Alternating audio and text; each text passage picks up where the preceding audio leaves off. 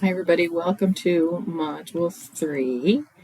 This week we're going to be looking at embracing a true, authentic self. So are you authentic as a leader? Do you know yourself? Do you know your values? In this module you'll have 2 assignments and then 1 optional assignment that you can do if you are interested in reflecting more on this topic. So a little bit of background on authenticity. In this first assignment, you're going to be asked to watch a video from Marriott and evaluate, is this person authentic? Why should I believe the person? And what impact did that have on me?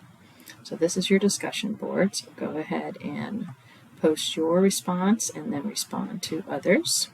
Then your individual assignment is embracing and writing your authentic leadership brand. So you have a little bit of information on, or additional information on, developing your own authentic leadership brand.